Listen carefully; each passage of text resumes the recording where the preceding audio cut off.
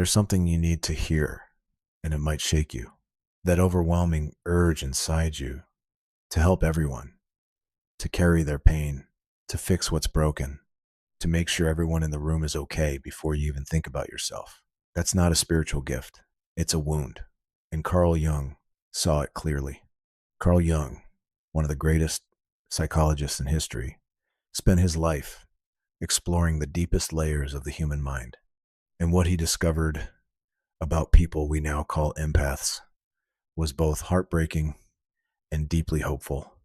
His conclusion was simple.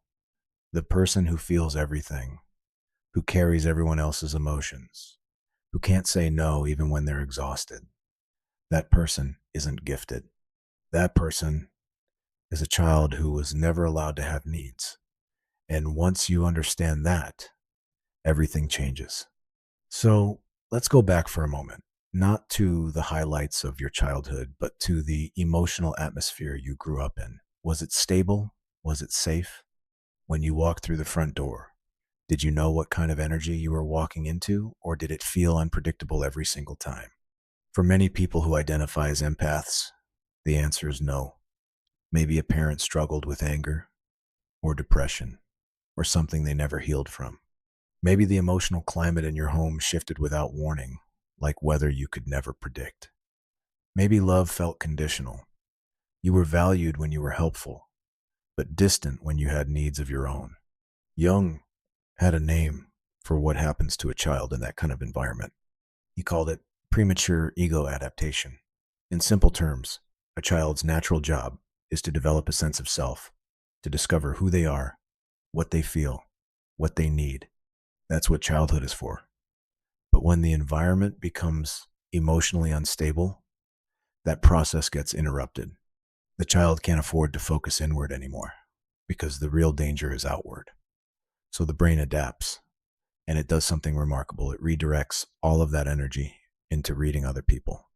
The child learns to scan the room instantly, noticing subtle shifts in tone, feeling tension before a word is spoken, reading emotions like survival depends on it, because it does. They become incredibly skilled at predicting how others feel, not out of empathy, but out of necessity. This isn't the kind of empathy we romanticize. This is a nervous system stuck in survival mode, always alert, always scanning, always trying to prevent something from going wrong. And here's the part most people miss. This pattern doesn't disappear when you grow up. You carry it with you into everything, your relationships, your friendships, your work. You walk into every room, and without even realizing it, you ask, who needs something? Who's upset? What can I do to fix this? Who do I need to be to keep the peace? Over time, it becomes automatic, invisible, and eventually you call it your personality. But this is where Jung's insight goes even deeper.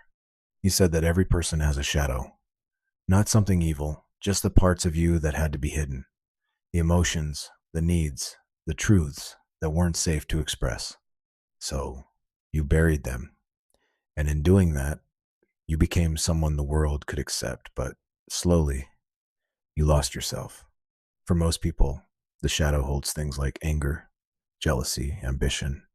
But if you grew up in an emotionally chaotic home, your shadow holds something far more basic, something quieter, something most people misunderstand. It holds selfishness, not toxic selfishness, not narcissism, but the healthy, natural, completely human kind of selfishness. The kind that says, my needs matter, my feelings are real, I'm allowed to want something for myself, I have the right to say no. That part of you got buried because very early on, you learned a specific lesson. Your needs created problems. When you were sad, it was inconvenient. When you were angry, it was too much. When you wanted something, it created tension. So you did what any intelligent child would do. You adapted. You made yourself smaller, more useful, more focused on other people because that version of you felt safe. Jung called this shadow formation through moral conditioning. You weren't born without needs. You were taught that having needs was wrong. And because Children don't question their environment. You absorb that lesson at the deepest level. So now you're an adult, but you're still running the same old program. You give and give and give. You show up for everyone. You carry other people's problems like they're your own. And underneath all of that, there's a version of you that's exhausted, resentful, quietly breaking, a part of you that just wants someone to finally show up for you. But you don't let that part speak because it feels selfish. That's your shadow at work. Jung noticed something else. There's a moment, a very specific kind of crisis that happens to people who live this way for too long. He called it the individuation imperative.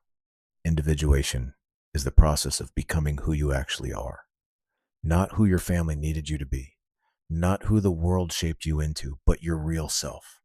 And your psyche, your mind, your soul has a powerful drive toward that. It wants wholeness. So if you've been suppressing half of yourself for years or decades, eventually something pushes back, and it doesn't do it gently. Most people call this burnout, but it's not the kind of burnout that a vacation fixes.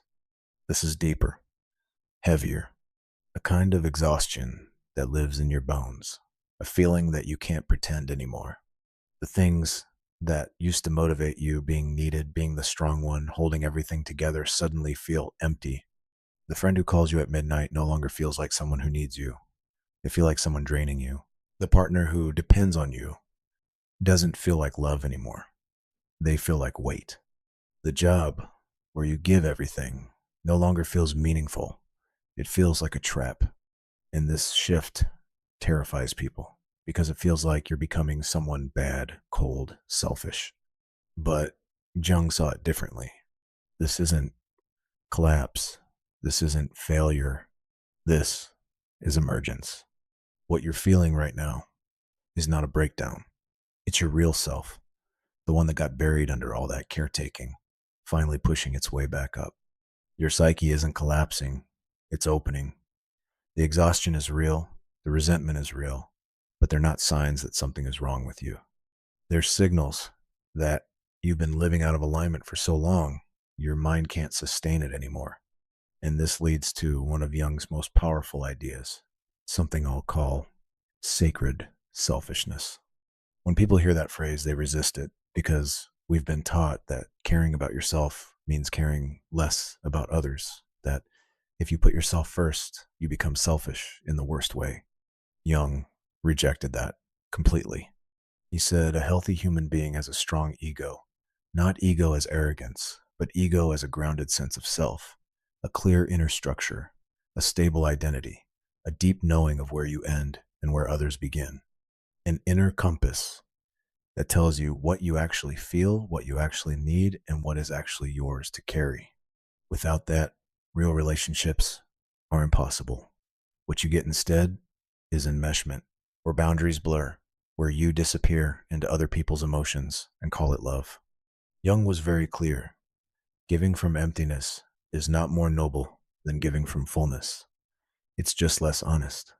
Because when you give from a depleted place, there's often something underneath: resentment, hidden expectations, unspoken transactions. That's not generosity. That's sacrifice, wearing a disguise. Sacred selfishness means this: you take your own well-being as seriously as you take everyone else's. You take your growth seriously, your mental health seriously, your boundaries seriously, and something shifts. Because when you become whole, grounded, clear, you stop giving from emptiness and you start giving from abundance. And that changes everything for you and for everyone around you. Now let's make this real, because ideas are one thing, but your life is another. Jung identified specific psychological skills that create a healthy mind. And if you have empathic tendencies, these are often the exact skills you never got to develop. The first one is boundary development. In simple terms, it's knowing where you end and someone else begins. For many empaths, this is almost invisible. When someone you love feels anxious, do you feel it too? even when nothing is wrong in your life? When a friend is in a bad mood, does your entire day start to feel heavy? When someone is upset with you, do you immediately assume you did something wrong before even questioning it? That's not morality. That's not kindness. That's a boundary issue, a developmental gap. You were never given the space to build a clear line between your emotional world and everyone else's. So instead, you absorb, you merge, you lose yourself. You take on what was never yours to carry. And learning boundaries is not about becoming cold. It's not about disconnecting. It's about something much deeper. The ability to witness someone's pain without drowning in it, to be present with people without being consumed by them. The second skill Jung talked about is need legitimacy. And it sounds simple, but for most empaths, it changes everything. Your needs matter not more than others, not less than others, equal. You're allowed to be tired. You're allowed to not want to talk. You're allowed to have a bad day without managing everyone else's reaction to it. You're allowed to want something for yourself without earning it first by taking care of everyone else.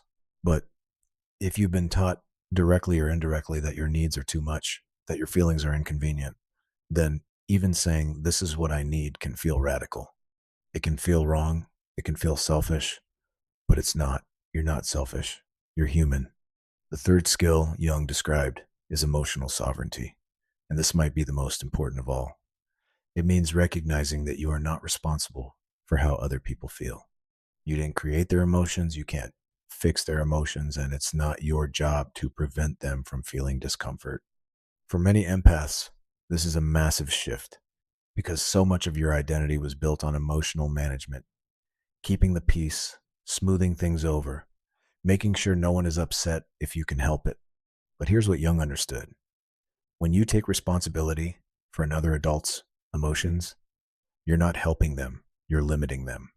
You're teaching them they don't have to manage themselves because you'll do it for them. Real love is different. The kind Jung described as differentiated love. It means being fully present with someone while allowing them to have their own experience, even the painful parts. Now, here's the part that might feel uncomfortable. When you start to change, when you build boundaries, when you stop managing everyone else's emotions, some people won't like it, and I mean that. Some people will push back. You might hear things like, "You've changed, you're not the same anymore, you've become selfish, you don't care like you used to." Jung understood exactly why this happens. Some relationships aren't built on real connection, they're built on function. The other person wasn't relating to you as a full human being, they were relating to a role. The caretaker, the fixer, the one who always shows up, the one who never says no. And when you step out of that role, they don't see it as growth. They experience it as loss, like something they depended on is being taken away. Jung called this relational recalibration. Jung was honest about something this process hurts. Some relationships won't survive it, not because you failed them, but because they were never truly mutual to begin with. But here's the part that matters most. The relationships that do survive, the ones that can handle you having a self deepen in a way that feels almost unrecognizable. They shift from transactions into something real, what Jung called authentic encounters. Two people, whole within themselves, choosing each other freely. That's what love is supposed to feel like. And most empaths have never experienced it because they've never been fully present as themselves long enough to find out. Now let's talk about something few people name identity grief, because many people go through this without having language for it. When you begin this process, when you start integrating the parts of yourself you buried, when you say no, set limits, and ask for what you need, there's often a real sense of loss. You're grieving the version of yourself you've lived as for years. Even if that version wasn't fully real, it was familiar, it was your identity.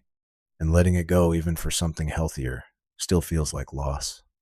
You might find yourself asking, if I'm not the one who takes care of everyone, then who am I?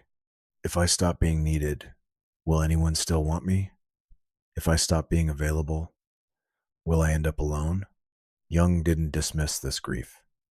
He said the psyche has to mourn the unlived life, the years you shaped yourself around other people's needs, the choices made from fear instead of desire, the dreams you quietly abandoned because they felt too selfish. That grief is real. Honor it. But it's also a beginning. Jung called this reparenting, the process of learning to give yourself what you never received. Acceptance, patience, understanding, learning to speak to yourself with the same gentleness you've always given to others, learning to treat your needs not as burdens, but as signals, signals worth listening to. This isn't indulgence. This is the work. And it's important to understand this clearly.